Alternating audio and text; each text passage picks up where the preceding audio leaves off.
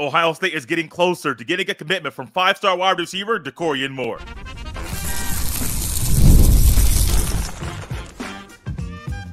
You are Locked On Buckeyes, your daily podcast on the Ohio State Buckeyes. Part of the Locked On Podcast Network, your team every day. Welcome in, Buckeye fans, to a Thursday edition of Locked On Buckeyes here on Thursday, May 23rd in the year 2024. I'm your host, Jay Stevens, also the host of the Jay Stevens Podcast, and today's episode is brought to you by FanDuel. Make every moment more. Right now, new customers get $150 in bonus bets with any winning $5 bet.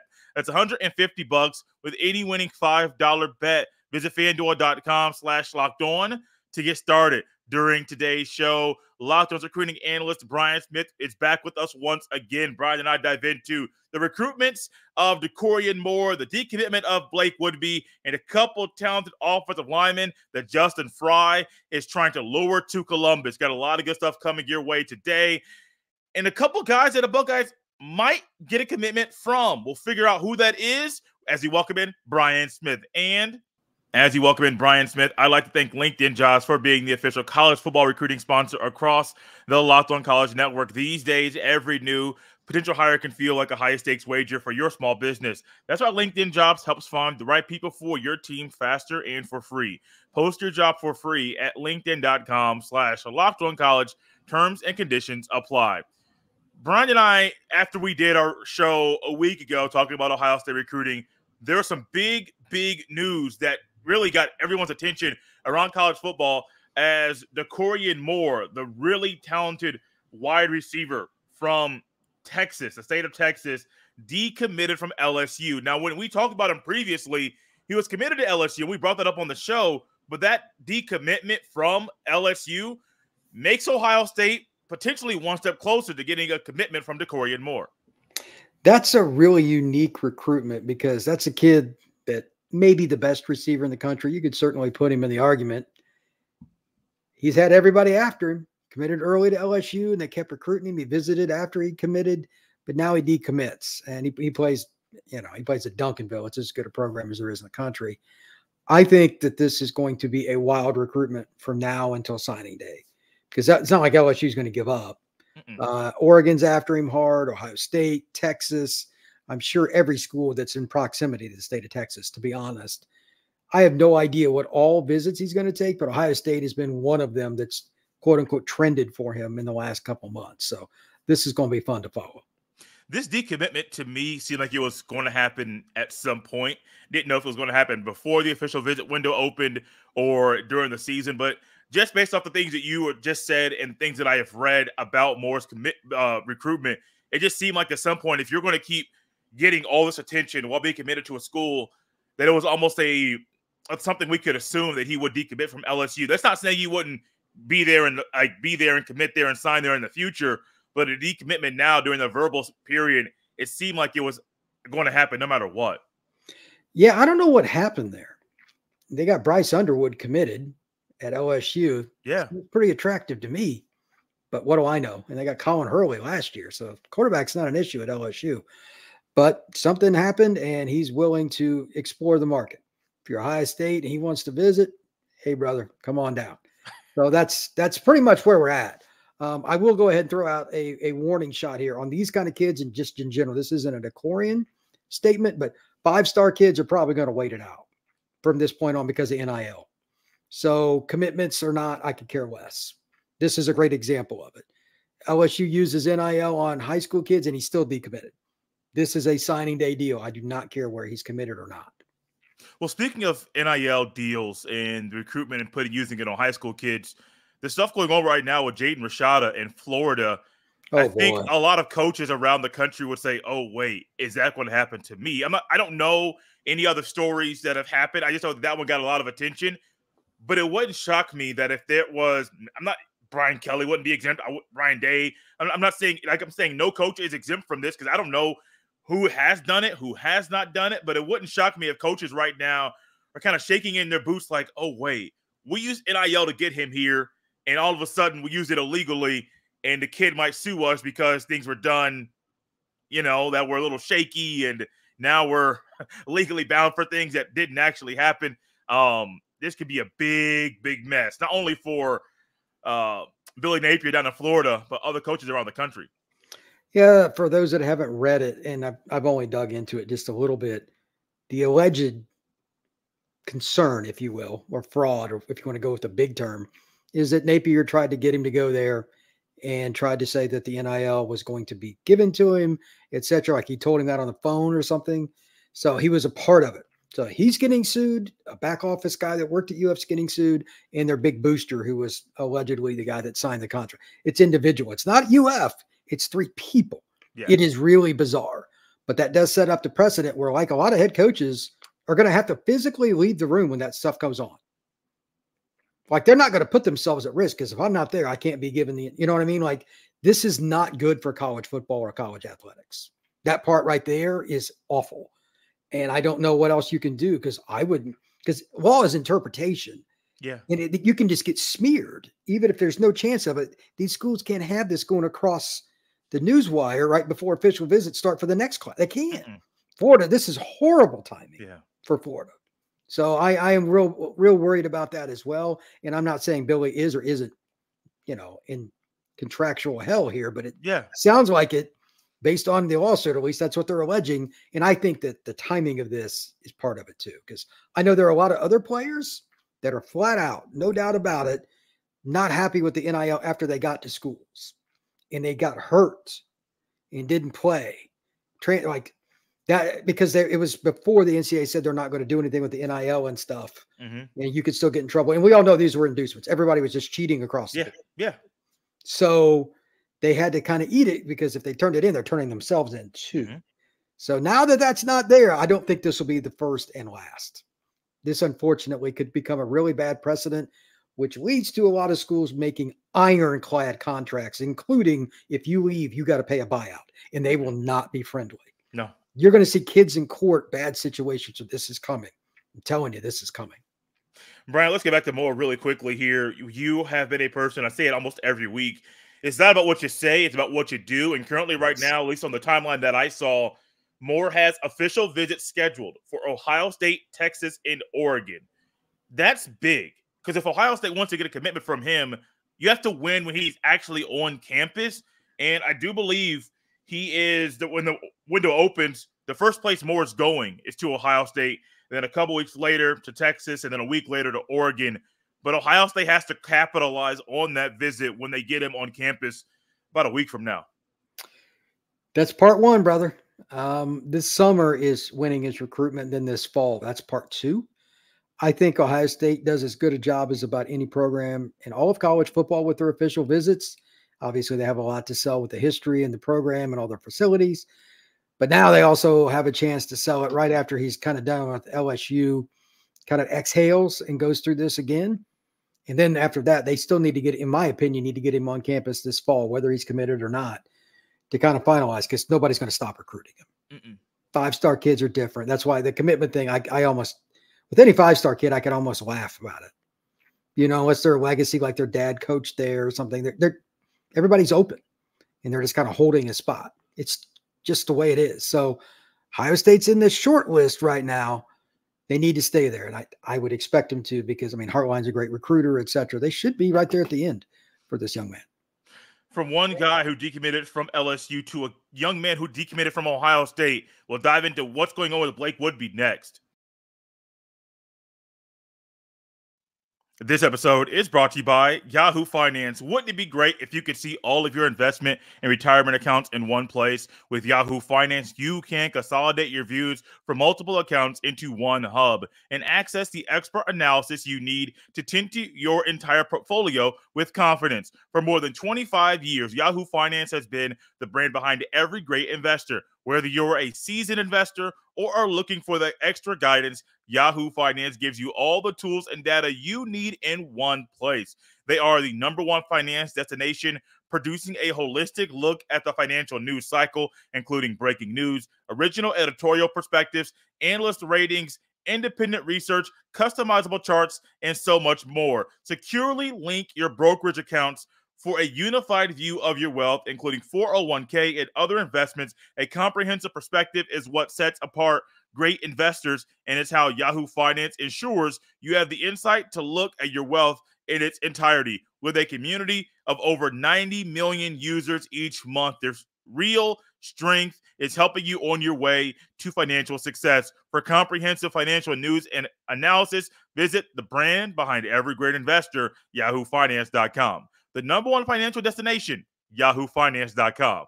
That's yahoofinance.com. This episode is brought to you by Billiards Plus. Billiards Plus has the best selection of pool tables, game tables, shuffleboard tables, and more. And the best service in Central Ohio. And guys, check this out. Billiards Plus carries grills that have up to 30-year warranties. That's right, a grill with a 30-year warranty. Everything you need for in-home and backyard entertainment is at Billiards Plus. And their grills, whether you like charcoal or gas or wood-fired, Billiards Plus has a perfect setup for all grillers. They are family owned and operated. And when you talk to the staff at Billiards Plus, you know you're talking to an expert who won't steer you wrong. No matter the season, Billiards Plus has you covered for all your indoor and outdoor entertainment needs. Kenny, Sarah, and the whole staff will always go above and beyond to give you the best customer service in the industry. Billiards Plus, visit their showroom on Dublin Center Drive in Dublin. Are you watching Fox Sports or ESPN on your TV all day? Have to turn down the volume with all that shouting? Make the switch to Locked On Sports today, a free 24/7 sports streaming channel programmed for you every day to bring you the biggest stories without all the screaming. Locked On Sports today brings you can't-miss analysis, opinions, and news, streaming 24/7 on YouTube or the free Amazon Fire TV channels app, part of the Locked On Podcast Network, your team every day.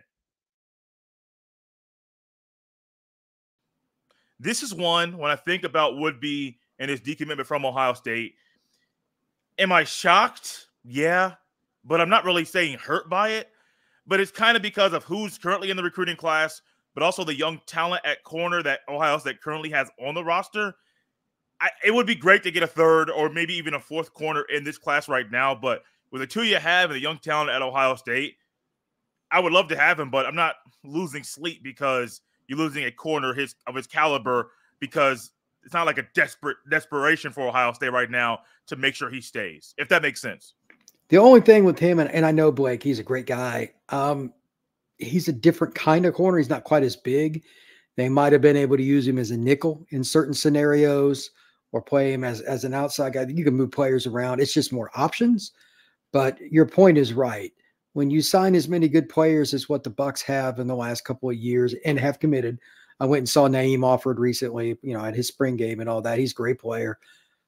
Somebody's going to leave anyway.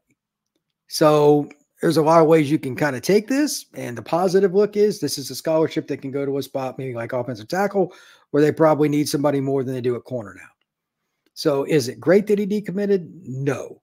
Is it the end of the world? Also no, because most teams would be lucky to have Woodby as their top corner. He would have been their third. That's a good spot to be in. It is, but also with that same thought in mind, you and I before the show were talking about Ohio State receiver recruiting. And that's is it still just the one kid? Have they replaced Javen Boggs? You would love for Ohio State at some point. I mean, it would be nice to replace Woodby. And it would be great down the road to say, well, offers a guy, and you and I both believe he can come to Ohio State and play first year, maybe not in a starting role, but be in rotation, be that kind of guy that can transition quicker than a lot of other players to the next level. But you can use this scholarship if you want to use it for a corner, and that was what it was reserved for. You can go out there and get a guy that's a project and say, hey, we know he's a 2 or 3 year project, but we also know he's a scholarship guy. You could use that on him as well. So this still could be a scholarship that goes to a corner, but someone that is more a developmental player, developmental project than some of the higher upper echelon corners that are currently committed to the Buckeyes. I think this is the new trend. You're bringing up a really good point here. It's not who you sign, it's who you retain. If you get a kid that's got he's 6'1" with long arms, but he played mostly receiver in high school and he's transitioning, that's cool. You have to take kids like that, though, that know, okay, look, you're not beating Naeem Alford out. Okay, this is just the way it is. You're going to have to take some more time. Are you cool with kind of being on the scout team and coming up the ranks your first couple of years? That has to be an ironclad yes. programs are going to start doing this more. I know there's some other schools that are kind of in this boat because either they can't get the elite kid or they're just not going to deal with the NIL part of it, whatever. Ohio State can still do that at spots too. This is where Tressel was the best. Like his evaluations were great. He had a lot of kids that started as seniors and fifth-year seniors that were really good, but it took them a while. That's okay. Not every kid's going to walk in and play for the Bucs as a freshman or sophomore. You're going to have some developmental guys too. I don't see anything wrong with that. The only thing that I'll add to that is at corner, there's so many guys that could end up playing there that didn't play it in high school. A running back, a receiver, a safety, even a quarterback that's like a mobile kid. So they might be able to take a flyer and a kid not even know where he goes position-wise and eventually ends up there after a year at Ohio State. A lot of ways to kind of get what you need at corner. Brian, this may be surprising by some people, but I don't think it is when I look at the current timeline. This is coming from 247 Sports, who's very good at keeping stuff up to date. Woodby still has an official visit scheduled for Ohio State on June 14th. And so even though he decommitted, which is fine, like I'm not mad about it. If he wants to take visits and not do it while committed to Ohio State, that's one thing. But there's still activity and action is going to be taken like Ohio State is still in the mix here. Does that shock you? Well, it depends on which site you're on. I looked at On3s and they don't have it that way. Okay. So yeah, that makes me nervous all around. Yeah. So, I mean, like I know that Wilt Fong, who's at On3 now, is tight with Ohio State. Like maybe he updated that. I don't know. I haven't talked to Steve, but like, I don't know if they're still talking to him or not, but I would imagine there's some communication. I mean, it's not like he's not a really good player. He's a top 150 kid in my eyes, conservatively. So if it's not him, it needs to be somebody else because it's not like anybody's going to stop recruiting Naeem or anybody else, Sanchez, etc. You always got to have extra guys in the queue in case you lose kids. So Ohio State would be smart to continue to recruit him and just kind of let the cards play themselves out. How weird is that, though, that we're looking at two different recruiting databases that have two different things about a player that's not – he's not like he's a low level 3-star. He is one of those guys that's going to be sought after by a lot of schools in the country. When it comes to the official visits, they have two different pieces of information. To be honest, it's a lot more common than you would think. As somebody who goes through these databases literally every single day, sometimes I call people. I got a phone call about something like this in regards to a different player a couple of days ago. It happens a lot because the kids will recruit or communicate with one guy, maybe Andrew Ivins at 247, and maybe they didn't talk to Steve at On3. So it's random. The best thing to do is to go to their timeline on X and then go to the data. Like it's a pain. There's no way to do it with just one. So it's unfortunate. And unless you talk to the player or his high school coach directly, anything is possible. Anything definitely is possible. And I'm trying to be positive about this. What would it mean for him to recommit to Ohio State down the road? That means that something went right. Then again, I don't know what went wrong. So you got to find out the whole story first and figure out, like, maybe he wasn't happy with how they were going to use him. Maybe he wanted to play field corner and they wanted him to play nickel. I don't know. That means there was an agreement of some kind that there wasn't. That's probably the easiest explanation. But he committed early. So it's pretty obvious that he was high on the Bucs. My only question about that is there another program, whether it's Penn State, like he's going to visit Auburn end of this month, two totally different programs right there, by the way, culturally. Yeah. I'm curious, like, what does Blake want now? Is it just relationship? Is it more football oriented? Is it development, playing time? Because for Ohio State, playing time is going to be hard for early entries or not. Even offered, like he's incredibly talented. I don't know if he's going to play right away. I would think so, but there's no lock. So what does Blake really want? If that happened, that means something went good. I'm just not sure what that category is. Let's hit on Alfred here really quickly because I think he is one like Jeremiah Smith. Like Smith's going to play automatic. Like we both know that. He's going to play, going to start. Yep.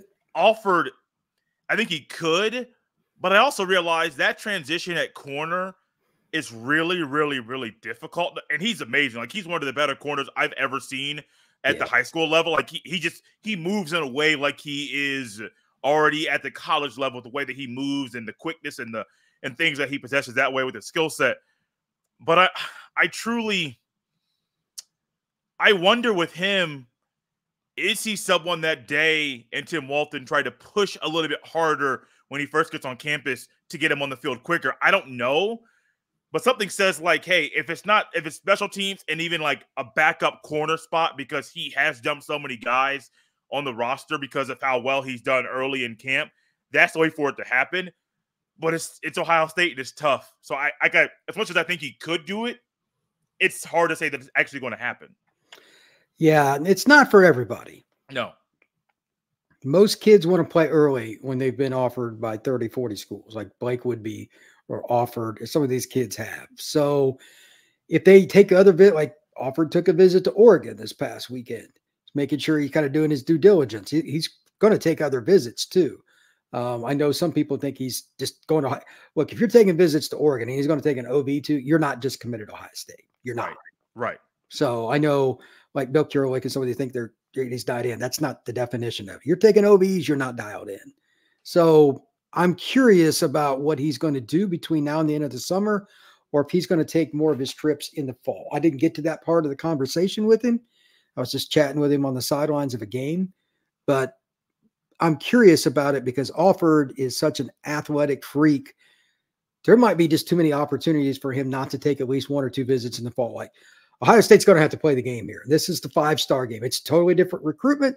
I know coaches loathe it, but you're not going to win without him. The players are in control in this one situation. So they got to go through it. And if you lose the kid on signing day or something, you know what? It is what it is. You can't win titles without these kind of guys. So you got to recruit them. From a couple guys that decommitted to a couple guys that Justin Fry is trying to lure to Ohio State, we're going to talk about a couple talented offensive linemen as the show rolls on. This episode is brought to you by FanDuel Sportsbook. It's winner take all time in the NBA and NHL, and FanDuel is giving you a shot to bring home a big win of your own. Right now, new customers get $150 in bonus bets with any winning $5 bet. That's $150 on 2-bet on spreads, money lines, player props, and more. Visit FanDuel.com/LockedOn. Once again, make sure you visit FanDuel.com/LOCKEDON and make every playoff shot count. FanDuel, America's #1 sportsbook. Zaire Addison, and Caden Strayhorn can play football at a very high level. Let's start with Addison first, down in Riverview, Florida at Sumner High. He is one of those guys that recently got an offer from Ohio State after 3 months of communication with Justin Fry. This isn't a quick type of thing. See a kid an offer. Fry had been communicating over and over and working to make sure that communication was there. He was building a relationship. He was keeping up with him. And things were so close that, hey, he felt comfortable extending an offer, which I think right now that's very, very big because like I said last week, and we're going to say all offseason, Ohio State has to get talented offensive linemen like Addison on the roster. I was texting with him yesterday. His list is constantly changing, and I don't think he knows where Ohio State stands yet because he's not quite as familiar with them. But they're going to be competing with Florida State, Oregon, like Georgia's right in there, UCLA. Like it's a very broad recruitment. He could go anywhere. He recently got Bama as an offer, etc. He's got pretty much everybody. So now the question is, what does he want from a school? Ohio State's going to get to make their pitch, but they're playing catch up a little bit. Yeah.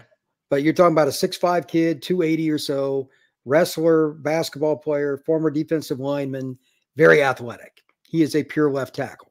He's still learning because he's only played OT since his sophomore year, I believe. Okay. Or late freshman year, somewhere around there. But he's a kid that's also very athletic who's going to figure it out. His technique just in the last year has taken major jump. I saw him when he was like 3 years ago doing a workout in the back of a gym where he's at then to now. Like he was 235 or something then. He's put on roughly 50 pounds since then. It just shows the commitment to it. He's into it. He loves pass protection and learning the sport. I can see why Ohio State offered him. So again, they were one of the last ones, but that's their deal, and they need tackle. So they need to do a great job on this OB coming up, though, because like everybody else, for the most part, has been in on him quite a long time, and this is a unique recruitment. This young man, when I watch him, I see not only his athleticism like you saw, like you talked about. The first play I saw in the huddle film was him pulling, and I was like, wait, that's a very interesting play to put at the very first play that's on his film in that stretch of plays. He's very more athletic than I expected. I see O lineman 6'5", about 285, 290, and I expect some type of athleticism when you're being recruited like this.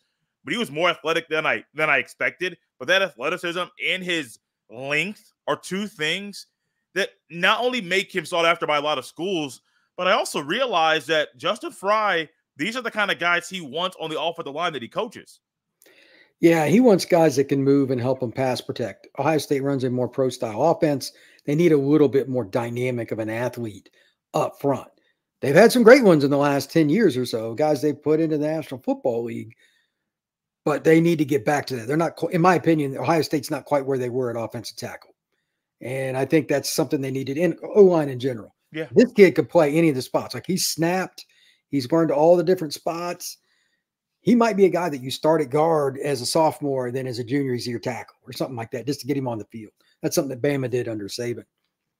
There's nothing wrong with that. So Zaire is a player that I understand why schools are offering, and I've been able to watch him because I lived in Tampa for so long, but I'm not surprised that Ohio State's in the mix now. From Addison to a guy who plays down at IMG and Caden Strayhorn, 6'3", about 295, recently scheduled an official visit to Ohio State. And I've been looking, and via us talking and trying to keep up with stuff, there's a lot of visits that are coming up with high caliber guys on May 31st, that first weekend.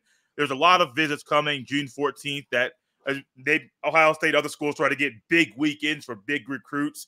And that's another one there. So getting him there when the window opens is going to be very, very big and huge, because, down the road, he's going to be visiting Michigan as well.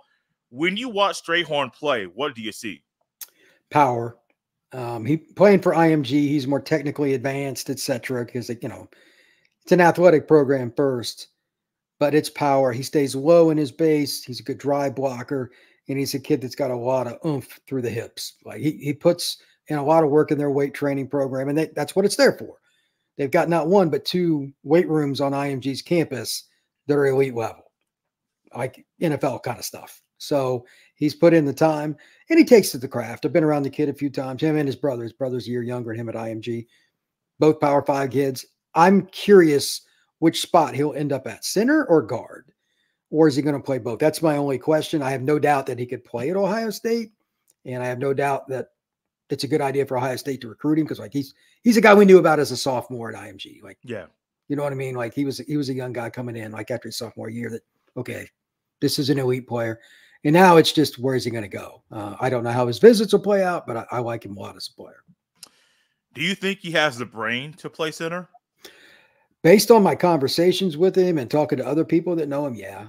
Really easygoing guy, very easy to interview, open communication. Those types of personalities tend to do better at that spot. He's open-minded. Center is hard, because everybody now is going with exotic looks to try to offset, to the best of their ability, all these dynamic offenses. Because if you don't create negatives, you have no shot to slow them down, because they're going to hit plays. Everybody, even bottom end teams like the Big Ten or whatever, can throw the football for the most part. You have to be able to get to the quarterback and create things. So that center setting the line protections and calls needs to be a guy you can count on, or else your mega NIL quarterback gets smacked around. That's not good for anybody on that roster. So, no, it is not. I really appreciate Brian Smith coming on the show once again. You can follow him on X at FBScout_Florida. You can follow me on the same platform at JStevens07. Buckeye fans, we are out of here. We'll see you next time.